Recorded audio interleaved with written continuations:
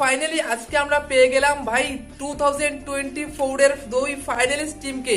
হ্যাঁ, আইপিএল এর দুই ফাইনালিস্ট, দুই খতরনাক টিম, এসআরএইচ সানরাইজার্স হায়দ্রাবাদ এবং সাথে খেলছে কেকেআর কলকাতা নাইট রাইডার্স।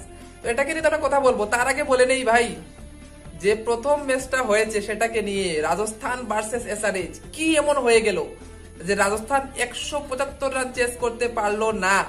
কেন পারলো না সেটাকে একটু দেখে নেই।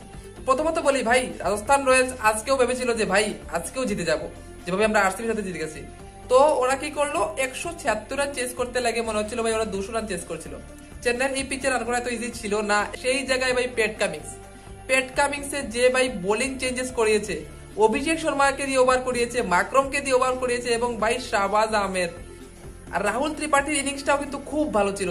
এবং তার সাথে দেখতে পেলাম ভাই কিভাবে বোলিং করলো এসআরএইচ এর প্রত্যেকটা প্লেয়ার, নটরাজন হইজা, খুদ প্যাট কামিংস, শাহবাজ আহমেদ, পুরো একটা বোলিং এফার্ট দেখতে পেলাম। এবং তার মধ্যে রাজস্থানের দুজন ওভারিয়ার, দুজন যোদ্ধাকে দেখতে পেলাম যে ভাই লড়েছে। এক হলো জয়সওয়াল, তার সাথে ইয়ার ধ্রুব জুরেল আজ পারেনি ভাই রাজস্থানকে জিতাতে, কিন্তু সে চেষ্টা অনেক চালিয়েছে। কারণ এসআরএইচ এর সামনে কি ভাই কেউ পারবে এরকম করতে? সব থেকে বড় কথা হচ্ছে এটাই। আমরা আবারও দেখতে পেলাম যে রাজস্থান চেস করতে গিয়ে ওদের হাত পাও কেঁপে গেল, আর সেই কাপা অবস্থায় ওরা আর জিততে পারলো না ভাই। ফাইনালে যাওয়ার স্বপ্নই রয়ে গেল। ঠিক আছে, তো এবার আবারও বলি ভাই, যে রাজস্থান একসময় মনে ছিল হয়তো ট্রফি নিয়ে নেবে, ওদেরকে কে হারাবে, সেই রাজস্থান আজ বিদায় নিল কোয়ালিফাই টু হেরে। এবং তার সাথে মজাদার ম্যাচ হতে চলেছে ভাই কেকেআর ভার্সেস এসআরএইচ। দুটো ম্যাচ আমরা দেখতে পেলাম কেকেআর জিতে নিয়েছে এই টুর্নামেন্টে, কিন্তু 3 নম্বর ম্যাচটা কি পাল্টা নিয়ে নেবে? আর যদি এই ম্যাচটা পাল্টা নেয় তাহলে প্যাট কামিংস আরেকটা ইতিহাস গড়ে দেবে ভাই। ইন্ডিয়ার মাটিতে এসে প্রথমবার ক্যাপ্টেন্সি করে যদি কাপ নিয়ে নেয় না, তো সেটা তো সাংঘাতিক কিছু করে নেবে ভাই। খেলার বিষয়ে গৌতম গম্ভীর ভার্সেস প্যাট কামিংস, কে এই ম্যাচে জয় লাভ করে?